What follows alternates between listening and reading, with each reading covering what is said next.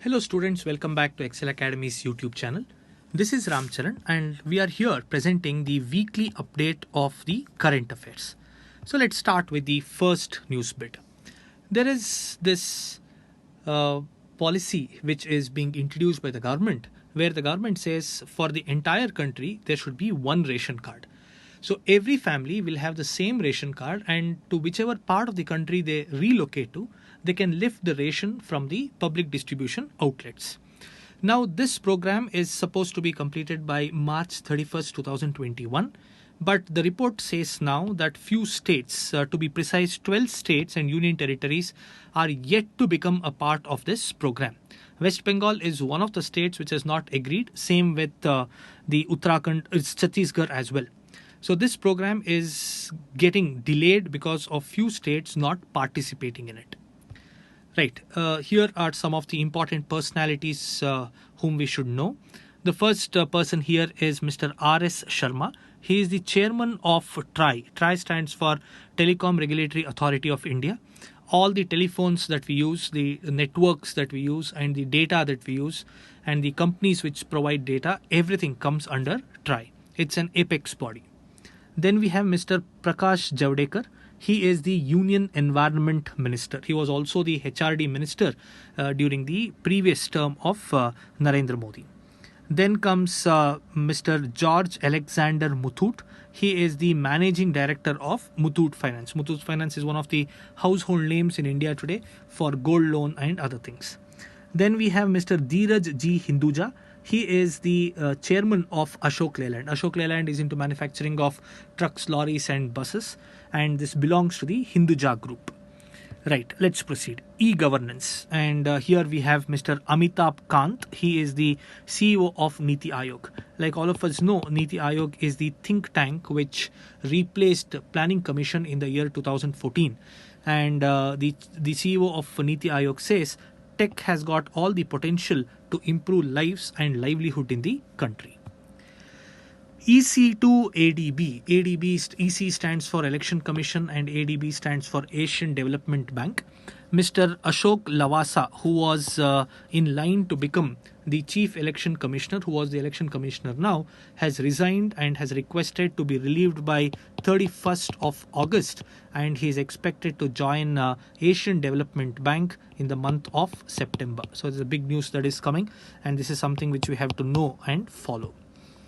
Railways is in news again. We have been getting news from railways for the past 2-3 weeks, and this is a wonderful news. The first news bit came on 17th of August, and it was told that railways is planning to build a 4,000 kilometer DFC. DFC stands for Dedicated Freight Corridor. It means that that corridor or that track will be entirely used for the transportation of goods.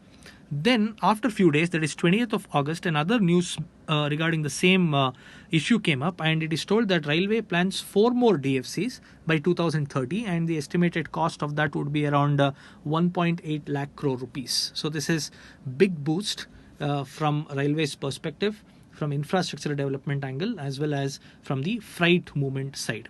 So it's a good news that we are hearing from railways. Investment boost. FPI invest 28,203 crore rupees. See, there are 3 ways in which we can get the foreign investment.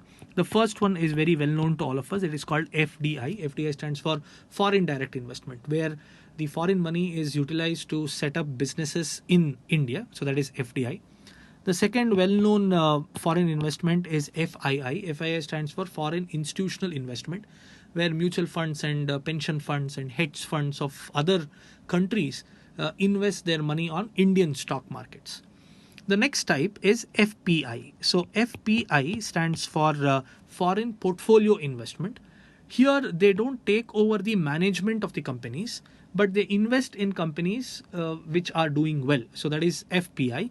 And the news is around 28,203 crore rupees has been invested in August so far. So this is a good news that is coming. Foreign investment is flowing inside the country. Now, employment news. This is really interesting. There was one news bit which told that unemployment rate spikes high. So that is true because of the lockdown and there is economic slump. On the other side, this news is sort of contradicting by telling that hiring picks up. So this is good because there is unemployment. There's absolutely no doubt about it. But there are good signs that unemployment rates are reducing because India has gone back to work. This is a big news that comes from insurance sector, and this is all about Bharti AXA, which belong to the Bharti group, from the same group which Airtel comes, has been merged with ICICI Lombard. So this is one of the big mergers and acquisition news that we are hearing in the market today, and important to follow for us. Now, MSME disbursement exceeds 1 lakh crore, finance minister. So during lockdown, the Prime Minister of India announced that the government is committed to provide 20 lakh crore rupees, that is 10% of the total GDP value, as the package for economic improvement and development. And there was a lot of schemes which were announced for MSME sector. Even the definition of MSME was redefined by Finance Ministry. And now they are validating the numbers, and it is being told that 1 lakh crore rupees has already been disbursed by banks in the form of loans to the MSMEs. So it's a good news because MSMEs are the backbone of the country today. They generate huge employment. Now, India is a thickly populated country, and employment plays a very important role. And MSMEs are mostly labor intensive, and they are not technology intensive. So they have the potential to generate jobs. So supporting MSMEs, especially during the time of economic slump, is one of the important things the government has to do, and government has taken all measures to do it, and the result is in front of us. Right, Tata in UK. We know that Tata Steel operates even in United Kingdom, and company is facing tough times, and the company is told that it is in talks with UK government for support package. So let's see what's going to happen. And this is N. Chandrasekaran. He is the chairman of Tata Steel. Right, let's proceed ahead. Bond market picks up. India doesn't have a great bond market, although we have one of the oldest stock markets in the country. Here, companies like Patanjali and Wipro are also going for bonds. They're issuing bonds and they're taking money from the public. So that's the news that comes from the investment angle. And there is another news which comes again from Patanjali. Ruchi Soya is one of the brands that belongs to Patanjali Group, and the MD of the company was Balakrishna. He's also the MD of Patanjali. He has resigned, and his place has been taken over by Ram Bharat. He is the brother of Baba Ramdev. So that's the news that comes from Patanjali. Again, we have some personalities whom we should know. This can be a question for us in the upcoming CSEET exam. So this is Mr. Ravi Shankar Prasad. He is the Union Minister for Law. And then we have Shaktikant Das. He is the Governor of RBI, very important. And the Governor of RBI has given a warning. He says that the market, that is the stock market, and the real economic progress has lost connectivity. So that's what he has told. They've got disconnected. And I read another news bit which says that the stock prices of PVR and Inox has gone up, although they have been shut down for almost 3-4 months now. So this shows that there is no absolute connectivity between the stock market and the economic performance, and this is really worrisome. And he says that the stock market may take a correction in the days to come. Then we have Mr. Ram Vilas Paswan. He is the Union Minister for Consumer Affairs Ministry. So these are some of the personalities regarding whom we should know, read and understand. Then we have HUL versus Emami. Both are very popular FMCG companies in the country. And Emami wanted to use the word glow in their products, but it was challenged by HUL in the court. And court has ruled this in favor of HUL in the first hearing. The court has told that HUL started using the word glow much before Emami used. So Emami is not allowed to use this. So we have to follow this case and understand where exactly it goes and ends. Profits for Britannia. Britannia has declared interim dividends also at 83 rupees per share. So this is a great news that comes amid all this economic slowdown. And we all know, we have been following this FMCG. Then we have the internet companies, and OTTs are some of the companies which are doing extremely well, although there is economic slowdown in the whole of the world. Dream 11 at IPL. Now, Vivo decided to move out of the IPL, and the sponsorship was open for the title sponsorship was open, and now it has been won by Dream 11. and they have won the title sponsorship by paying 222 crore rupees.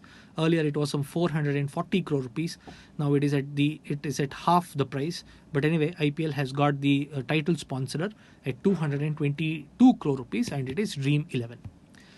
New ties, UAE and Israel have tied, and the telephone services between the countries has started. It's a great move, keeping in mind the tension that exists between Israel and other Arabic countries. So it's a good thing that has happened, and let's look forward for greater ties and peace in the region. Now, policy paying off. Government of India is stressing on Make in India, and Government of India is also relaxing a lot of policies, which is encouraging companies to come to India and set up their manufacturing units. So Samsung says that they would be producing 3.7 lakh crore mobile phones in India over the next 5 years. So this is great news. This will definitely generate employment, and this will definitely help a lot of households. Then we have a German defense company. The name of the company is Rheinmetall, and they are in talks with BEML, and they are planning to invest 1 billion in the UP plant of BEML. Sorry, BHEL. So this is again a great thing that is happening. A lot of investment coming in, and this should help the country to do well in the economic front. At the end, let's pay homage to the legendary classical vocalist Pandit Jasraj. He passed away at the age of 90 in USA. It is told that he had gone to USA, and because of the lockdown he got stuck there and he couldn't come back, and he finally passed away recently, and our heartfelt homages to the great singer. So with this we end this week's update. I shall meet you all again next Monday with next week's update. Thank you so much.